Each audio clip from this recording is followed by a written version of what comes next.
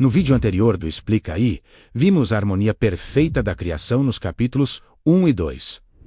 Mas agora, o cenário muda. Através da tecnologia do notebook LM, nossa inteligência artificial analisa o capítulo 3 de Gênesis e o momento da ruptura, a tentação, a escolha e as consequências que moldaram a história da humanidade. Bem-vindos a uma nova perspectiva sobre a queda. Hoje a gente vai mergulhar fundo em uma das narrativas mais fundamentais já contadas. Vamos dar uma olhada bem de perto na história do capítulo 3 do livro de Gênesis, a primeira grande escolha. Tudo começa aqui, sabe? No Jardim do Éden, um lugar perfeito, com uma única regra, uma única condição que já tinha sido estabelecida no capítulo anterior. É daqui que vem toda a liberdade e, ao mesmo tempo, é o centro de todo o conflito que está prestes a acontecer.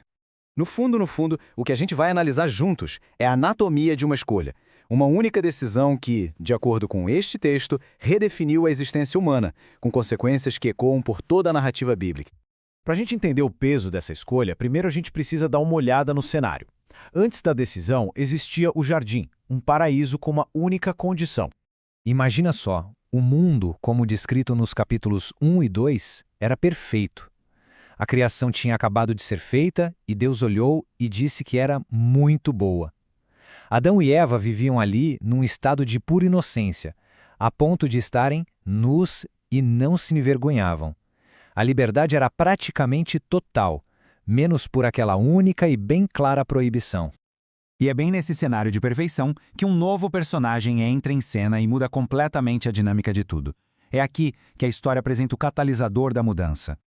O texto descreve a serpente como mais astuta que todos os outros animais. Tá, mas o que isso quer dizer na prática? Significa que ela é apresentada como inteligente, sutil e, o mais importante, ardilosa. A inteligência dela é usada para enganar. E só para não restar nenhuma dúvida, vamos relembrar a ordem original.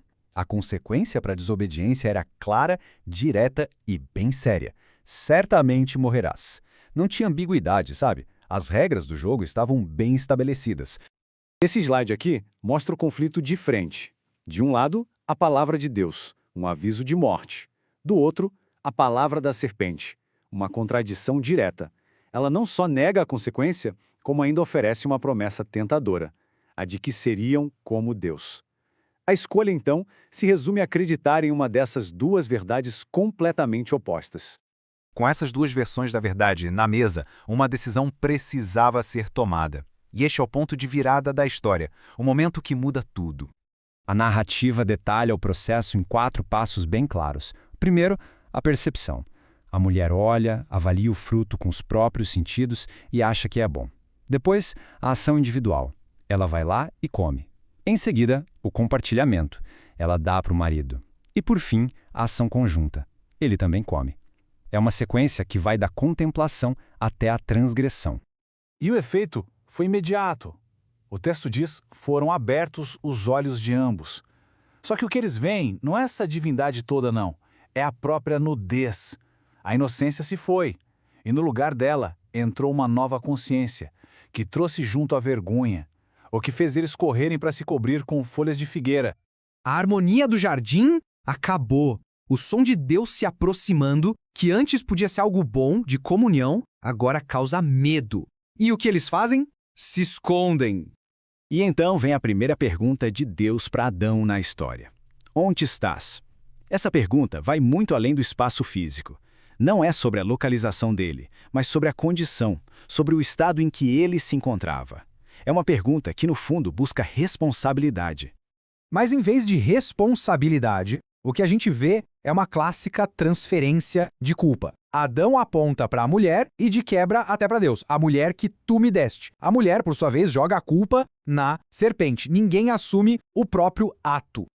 Bom, depois do confronto e dessa falta de confissão, vem o julgamento. As consequências daquela escolha são anunciadas formalmente para cada um dos envolvidos. O texto detalha 3 sentenças bem distintas. Para a serpente, uma maldição e uma posição de humilhação. Para a mulher, o aumento da dor na concepção e uma nova dinâmica no relacionamento. E para o homem, a própria terra se torna uma fonte de trabalho difícil e ele é lembrado da sua mortalidade. És pó e ao pó retornarás. Mas olha que interessante. No meio desse julgamento todo surge esta passagem. Gênesis 3, versículo 15, é muitas vezes visto como a primeira promessa de redenção. Fala de um conflito que vai continuar, mas que vai culminar em um golpe decisivo na cabeça da serpente, vindo da descendência da mulher. A palavra-chave aqui é inimizade. E isso não é um simples desentendimento, não. É um estado de hostilidade, de oposição fundamental e que vai durar. O texto está estabelecendo um conflito que vai definir as interações dali para frente. Com as sentenças dadas e a nova realidade estabelecida, a permanência no Jardim do Éden se torna impossível. A separação é o próximo passo. Antes da expulsão final, o texto descreve dois atos importantes de Deus. Primeiro, um ato de provisão. Ele mesmo faz roupas de pele para cobri-os. Depois, um ato de prevenção. Ele os remove para que não comam também da árvore da vida e vivam eternamente nesse estado caído. E só então a expulsão é executada.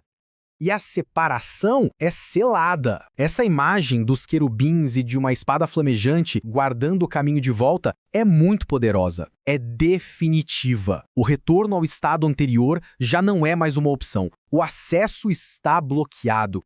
E assim, a vida fora do Éden começa.